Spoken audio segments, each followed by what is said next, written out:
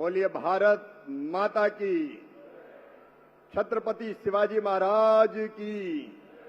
मंच पर उपस्थित के शीश झुका के आपको प्रणाम करता हूं, आपको नमस्कार करता हूं।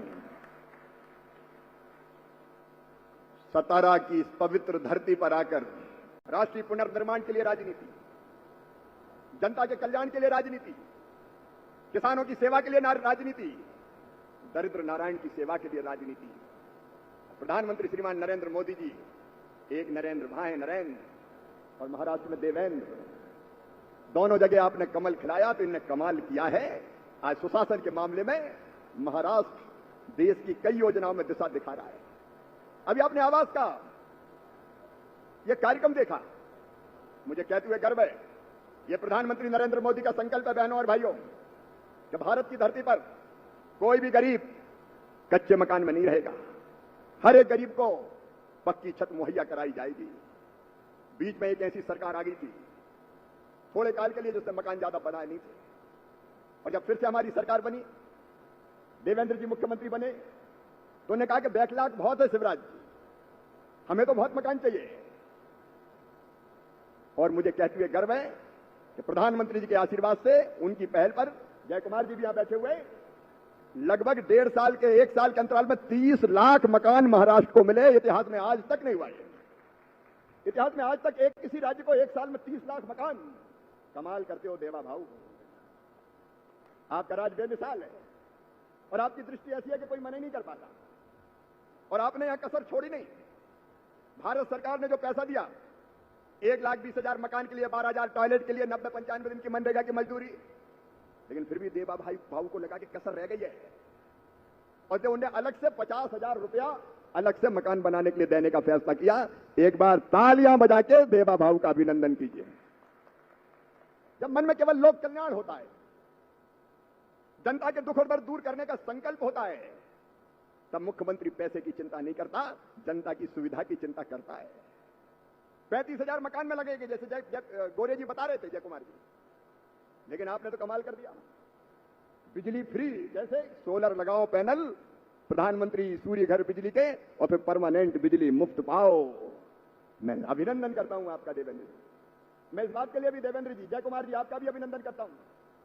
मुख्यमंत्री जी आपका, कई बार हम मकान तो दे देते हैं, लेकिन मकानों का काम बरसों पूरा नहीं होता। रिव्यू करते रहते हैं, हम बने ही नहीं, बने ही नहीं, बने ही नहीं। लेकिन आपने कमाल किया, तत्काल स्वीकृति जारी की, मकान बनना शुरू हुए। पिछले साल जून जुलाई में मैं आया था, और अब 5 लाख मकान पूरे करके उनको चाबी भी दे दी। सचमुच में मैं आपका अभिनंदन करता हूं। इसको कहते हैं काम। सरकार अगर काम करने वाली होती है। नहीं, कई जगह मैं परेशान हूं, कुछ राज्यों में 4-4 साल पूरे हो गए, मकान बने ही नहीं। आपने मकान भी बनाया। और एक बात और जो मेरे दिल को छू गई, इसलिए मैं कह रहा हूं, दिल को छू गई, मकान के लिए तो जमीन चाहिए। जमीन नहीं होगी तो मकान बनेगा कहां? आपने योजना बनाई कि जिन गरीबों के पास मकान बनाने के लिए जमीन नहीं है, जगह नहीं है, उनको अलग अलग तरीके से, या तो जो कब्जे हैं उनको वैधानिक करेंगे, या फिर जमीन खरीदने के लिए भी पैसा देंगे। मेरी जानकारी में 1 लाख रुपया जमीन खरीदने के लिए। मैं देवा भाऊ आपका अभिनंदन करता हूं। कई राज्यों में इसलिए मकान नहीं बन रहे कि उन गरीबों के पास जमीन नहीं है, जमीन का पट्टा नहीं है। अरे भगवान, ये धरती बनाई है तो सबके लिए बनाई है। ये हवा, पानी, जंगल, जमीन, ये सबकी है। अरे बहुत सारी ना हो तो इतनी तो दे दो कि कम से कम एक मकान बना के अपने बच्चों को उसमें वो ढंग से रहने का अवसर मिल जाए। आपने जमीन देने का महापुण्य किया है, और इसलिए मेरा हृदय गदगद है, प्रसन्न है। आप पंडित दीनदयाल उपाध्याय जी के बताए मार्ग पर चल रहे हैं। पंडित दीनदयाल उपाध्याय कहते थे, मानव जीवन का अंतिम लक्ष्य परमात्मा की प्राप्ति, भगवान की प्राप्ति। और भगवान कैसे मिलेगा? तो कहते थे, मैं नहीं जानता। क्या अगर हिमालय की कंदराओं में जाके बैठ के घनघोर तपस्या करोगे तो भगवान प्रसन्न होकर दर्शन देगा कि नहीं देगा? मैं ये भी नहीं जानता कि 30 त्योहारों पर व्रत और उपवास रखोगे तो नारायण प्रसन्न होगा कि नहीं होगा? मैं ये भी नहीं जानता कि मंदिर में जाके भगवान की आरती करोगे तो भगवान प्रसन्न होंगे कि नहीं होंगे? लेकिन मैं अच्छी तरह जानता हूं, यदि दीनों की सेवा कर ली, दुखियों की सेवा कर ली, अरे अगर गरीबों की आंखों के आंसू पहुंच दिए तो गरीबों की उन्हीं आंखों में तुम्हें साक्षात भगवान दिखाई देगा, साक्षात नारायण दिखाई देगा। यह गरीब ही भगवान है, इसी की सेवा भगवान की पूजा है। और इसलिए यहां तेजी से मकान बन रहे हैं। लेकिन मैं एक बात और कह रहा था मुख्यमंत्री जी से, गोरे जी से भी कि अभी और रह गए होंगे, तो फिर से सर्वे हो गया है। अभी सर्वे का काम पूरा हो गया है। अभी एक बार फिजिकल वेरिफिकेशन हो रहा है, उसके बाद और जितने मकान बनेंगे उतने मकान महाराष्ट्र को और दिए जाएंगे गरीबों को बनाने के लिए। प्रधानमंत्री जी का वो संकल्प हम पूरा करेंगे, हर गरीब पक्की छत पाएगा। और केवल मकान नहीं, अब तो मकान में बिजली भी, मकान में मेरी बहनों अब नल का कनेक्शन भी, नल जल का, अब हैंडपंप से ट्यूबवेल से पानी नहीं। प्रधानमंत्री जी ने जल जीवन योजना प्रारंभ किया है और देवेंद्र जी यहां इंप्लीमेंट कर रहे हैं। हर घर में टोटी वाला नल लगा के पानी देने का अभियान चल रहा है। उज्ज्वला रसोई गैस कनेक्शन हो, आयुष्मान कार्ड हो, गांव तक पक्की सड़क हो, ये सारी सुविधा गांव को देने का संकल्प है। मेरी बहनों, मैं इधर देख रहा हूं बड़ी संख्या में बहनें बैठी है। लाड़की बहना, मध्य प्रदेश में लाडली बहना, महाराष्ट्र में लाड़की बहना, बहनों की जिंदगी बदलने के अभियान चल रहे हैं। लेकिन मेरी बहनों, केवल लाड़की बहना नहीं। तो नमस्कार किसान भाइयों, शिवराज सिंह चौहान जी ने किसानों के लिए 10 बड़े ऐलान किए हैं। साथ ही पीएम किसान 23वीं किस्त जो है जल्द किसानों के खाते में 2-2 हज़ार रुपये आएगी। लगभग करोड़ों किसानों के खाते में जो पैसा है 2-2 हज़ार रुपये पीएम किसान 23वीं किस्त का वो आने वाला है। साथ ही फसल बीमा की दूसरी किस्त जल्द किसानों को मिलेगी जो 8,000 करोड़ रुपए है। साथ ही 3 करोड़ आवास गरीबों को मिलेंगे। ये सीएम शिवराज सिंह चौहान जी ने बताया, जो ग्रामीण विकास मंत्री हैं। उन्होंने बताया 3 करोड़ आवास गरीबों को मिलेंगे। पीएम आवास, इसकी पहली किस्त 35,000 रुपये की जारी होने वाली है। साथ ही लखपति दीदी योजना और कई बड़े ऐलान उन्होंने किए हैं किसानों गरीबों को फसल बीमा से लेकर जितने भी घोषणाएं हैं वो उन्होंने की हैं। जब आप लोग वीडियो को पूरा देखेंगे तो आप लोग को पता चलेगा। साथ ही लाडली बहनों को राशि 1,500 रुपये से बढ़ाकर 3,000 रुपये जल्द की जाएगी, ये भी उन्होंने घोषणा की है किसान भाइयों। जब आप लोग वीडियो को पूरा देखेंगे। हाथ क्यों फैलाए, उसकी आंखों में आंसू क्यों रहे? 1,000-2,000 रुपए के लिए हाथ फैलाती थी। आपने बहुत काम किया है देवा भाव, लेकिन अब इस अभियान को मेरी बहनों हमें पूरा करना है। 3 करोड़ लखपति दीदी बनी है, 6 करोड़ लखपति दीदी बनाना है। और महाराष्ट्र ने जो संकल्प लिया है, मैं उसके लिए भी आपका अभिनंदन करता हूं। गोरे जी कितना? 1 करोड़ देवा भाव कर रहे हैं। महाराष्ट्र की मेरी बहनें सुन लें, 1 करोड़ बहनें लखपति दीदी बनाई जाएगी। कोई बहन गरीब नहीं रहेगी, यह हमारा संकल्प है।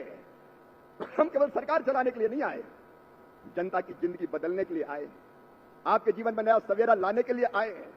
ये लखपति दीदी भी बनेंगी। और अब 1 जुलाई से विकसित भारत जी राम जी योजना शुरू हो रही है। यहां जो सरपंच बैठे होंगे, ब्लॉक प्रमुख, तालुका प्रमुख बैठे होंगे, मैं उन सबसे कह रहा हूं, जिला पंचायत, जनपद पंचायत, जिला पंचायत की अध्यक्ष बहन भी हमारी यहां बैठी हुई है, मैं सबसे कह रहा हूं, महाराष्ट्र ने बजट में प्रावधान कर दिया है। 1 जुलाई से विकसित भारत जी राम जी योजना शुरू हो रही है। गांव के विकास की पूरी योजना गांव में बना लो। गांव का हर महत्वपूर्ण काम उस योजना से पूरा होगा। गांव का संपूर्ण विकास करेंगे। लेकिन जब गांव की बात आए बहनों और भाइयों, तो किसान की बात तो बहुत जरूरी है। मेरे किसान भाइयों, मैं कृषि मंत्री भी हूं।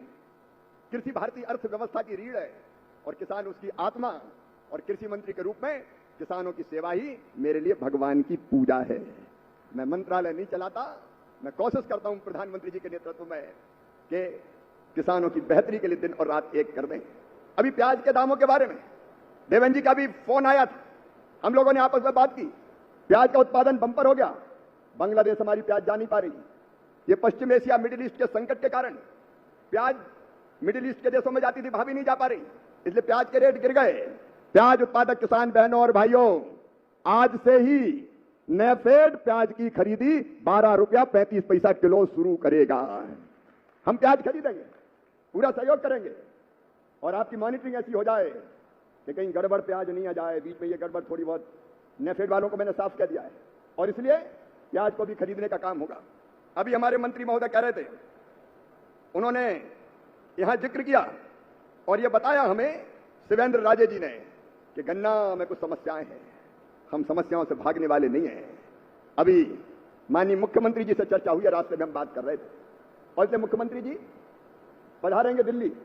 कृषि मंत्री भी बैठेगा साथ में आपके, बाकी मंत्रालय जहां जरूरी है उनसे भी चर्चा करेंगे और आपने जिन समस्याओं का जिक्र किया है उनका समाधान करने की पूरी कोशिश होगी, क्योंकि किसान ही तो हमारा आधार है मेरे भाई।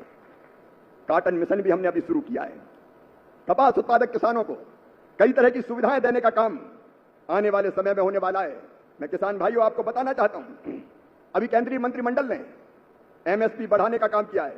धान पे 72 रुपया, बाजरा पे 125 रुपया, रागी पे 319 रुपया, आपके तुअर पे 450 रुपया, उड़द पे 400 रुपया। मैं विशेषकर यहां दो फसलें होती है, एक तो सोयाबीन में भी एमएसपी 380 रुपया बढ़ा के अब 5,708 रुपया कुंटल सोयाबीन खरीदा जाएगा। और कपास की एमएसपी भी 557 रुपया प्रति कुंटल बढ़ाने का काम किया है, ताकि कपास उत्पादक किसानों को भी हम ढंग से न्याय दे पाए। क्योंकि दिनों रात किसान मेहनत करता है, खून और पसीना एक करता है, दिनों रात मेहनत करने के बाद अन्न के दाने उसके घर में आते हैं। लेकिन मैं एक तरफ फिर महाराष्ट्र सरकार को बधाई देना चाहता हूं। वो बधाई इसलिए कि आपने प्रधानमंत्री किसान सम्मान निधि देते हैं। जब आपका महाराष्ट्र का किसान संकट में आया, बाढ़ के कारण फसलें खराब हो रही थी, मैं भी चिंतित था, देखने भी आया था।